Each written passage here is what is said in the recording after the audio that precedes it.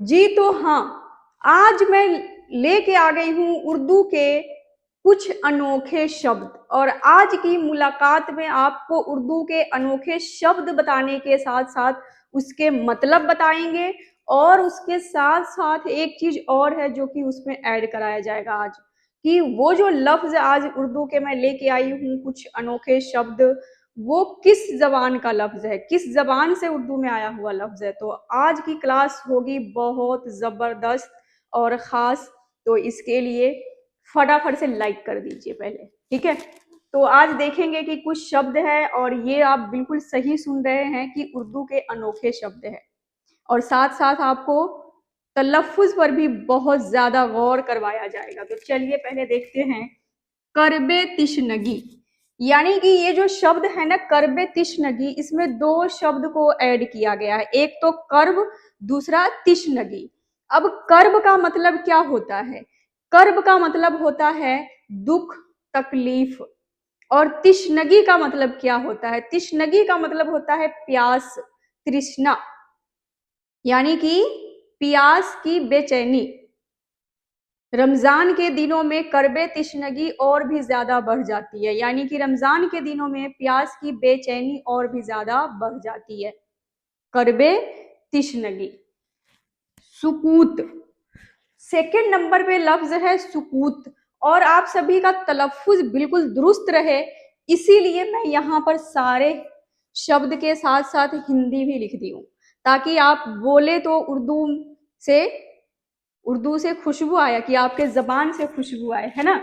तो आप बिल्कुल सही बोले, इसके लिए मैं साथ में हिंदी भी लिख दी हूँ। तो सुकूत, सुकूत लफ्ज का मतलब क्या होता है? सुकूत लफ्ज का मतलब होता है खामोशी। अब कई लोग खामोशी कहते हैं, लेकिन लेकिन ये क्या है? खामोशी है। खामोशी, सन्नाटा, चुप्पी। ओके। नेक्स्ट है मानूस। अब मानूस आपको पता है क्या होता है? मानूस यानी कि जिसकी झिझक दूर हो गई हो। कहते हैं ना कि जब बच्चा किसी के गोद में जाता है पहली दफा, तो बहुत रोने लग जाता है, जाने के लिए तैयार भी नहीं होता। अगर आप अपनी गोद से दो, किसी आपके घर पे कोई रिश्तेदार आया हुआ है उसको आप दो, तो फिर बच्चा जल्दी से जाता नहीं उसके गोद में। लेकिन जब धीरे धीरे उसके साथ वो इंसान रहने लग जाता है, तो बच्चा की जब झिझक दूर हो जाती है, तो फिर वो उसके पास जाने लग जाता है, उसके गोद में खेलने लग जाता है। फिर उसके जाने के बाद बच्चा बहुत दुखी भी होता है, रोने भी लगता है। तो इसीलिए ये शब्द बनाया गया है कि बच्चा बहुत मानूस हो गया है, मतलब कि उसकी झिझक दूर हो गई है, वो घुल मिल गया है किसी, मतलब कोई भी अनजान लोग, मतलब चलो जान पहचान वाला ही होता है, लेकिन पहली दफा जब हमारे घर में आते हैं तो बच्चे इस तरह की हरकतें करते हैं कि उनके पास जाने से झिझकते हैं। तो मानूस हो गया है बच्चा, यानी कि उसकी झिझक दूर हो गई है। मानूस का मतलब यही होता है, ठीक है। जिसकी झिझक दूर हो गई हो उसको कहेंगे मानूस। बेनियाजी। और जी हाँ, पहले मैं एक बात और बता दूं आप सबको, ये जो तिशनगी है ना, तिशनगी लफ्ज फारसी जबान से उर्दू में आया, और जो कर्ब है वो अरबी से उर्दू में आया हुआ लफ्ज है। सुकूत भी अरबी से ही आया उर्दू में आया लफ्ज है, और मानूस भी अरबी जबान से उर्दू में आया हुआ लफ्ज है। अब है जी बेनियाजी। बेनियाजी लफ्ज फारसी जबान से उर्दू में आया, ठीक। तो बेनियाजी का मतलब क्या होगा? सबसे पहले तो आप जानिए बे का मतलब। बे यानी कि विदाउट, बिना। और न्याजी का मतलब होता है कोई भी ख्वाहिश ना होना, कोई इच्छा ना होना। बेनियाजी, बेनियाजी मिलके बनेगा कि किसी भी चीज की तमन्ना ना होना, किसी भी चीज की इच्छा ना होना। दुनिया की किसी भी चीज हो जिसकी ख्वाहिश ना हो। कई इंसान अपनी जिंदगी में बहुत मुश्किलों का सामना कर करके एक स्टेज ऐसा आता है उसकी जिंदगी में कि वो स्टेज पे आके कहता है कि नहीं, अब मुझे किस दुनिया की किसी भी चीज में इंटरेस्ट नहीं है, मुझे दुनिया की कोई भी चीज नहीं चाहिए। लेकिन कई बार क्या होता है कि इस चीज का उल्टा भी होता है, कि आपको जब वो किसी चीज की बहुत ज्यादा ख्वाहिश हो, तमन्ना बहुत हो, इच्छा बहुत हो, अगर वो चीज आपको हासिल हो गया, तो फिर आप कहते हैं ना कई बार आशिक भी कहते हैं अपनी महबूब के लिए कि अगर वो मुझे मिल जाए तो फिर मुझे दुनिया की कोई भी चीज़ की, किसी भी चीज़ की ख्वाहिश नहीं होगी। तो ऐसा कुछ होता है। कई लोग किसी चीज़ को हासिल कर लेने के बाद किसी चीज़ की तमन्ना नहीं करते, आरज़ू नहीं करते, ख्वाहिश नहीं करते, और कई इंसान ऐसे हैं जो कि अपनी ज़िंदगी में बहुत मुश्किलों का सामना कर कर के जब थक जाता है, तो फिर उसको किसी चीज़ की ख्वाहिश नहीं रहती।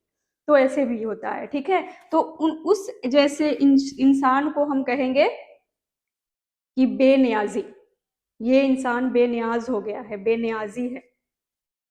मतलब इसको किसी चीज़ की ख्वाहिश तो है ही नहीं, किसी चीज़ की इच्छा तो है ही नहीं। नियाज़ मतलब इच्छा, और बे मतलब विदाउट, बिना इच्छा के। हिला।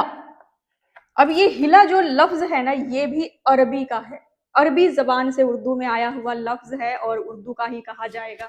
तो जो हिला लफ्ज़ है, तो कई बार आप अपने दोस्त को या किसी भी रिश्तेदारी में जब आप किसी भी व्यक्ति को जब आप कोई चीज़ दे देते, ख़ास करके आजकल के दौर में तो देखा जाता है कि पैसों के होते हैं ऐसे कि जब आप दे देते हैं तो बंदा हिला-हवाला करता है। कहते हैं ना, ये हिला-हवाला कर रहा है, मतलब कि टाल-मटोल कर रहा है। कहते हैं ना, हिला-हवाला मत करो, टाल-मटोल मत करो। जो भी बात है साफ-साफ बोलो। तो ये चीज़ है हिला, उसे कहते हैं हिला, हिला-हवाला करना, हिला, ठीक? सादिर।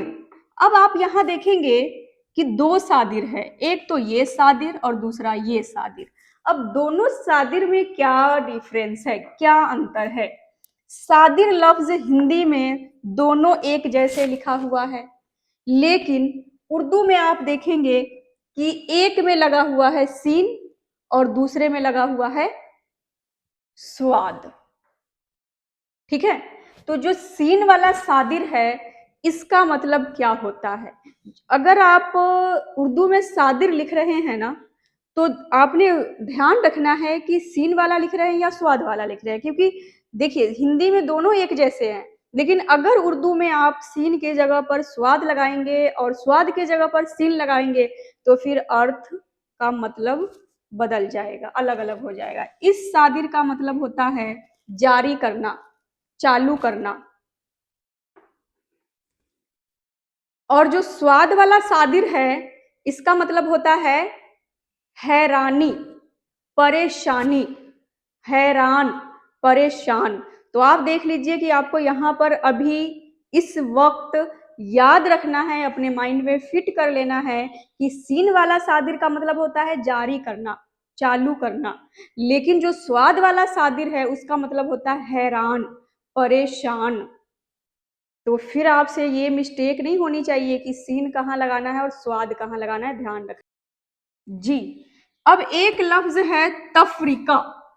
तफरीका लफ्ज का क्या मतलब है? लेकिन ये आप ना, आपको सुना सुनाया लफ्ज, अभी मैं एक चीज बताऊंगी तो आपको लगेगा कि ये तो हम जानते थे कि सुना सुनाया लफ्ज है, इसमें क्या है?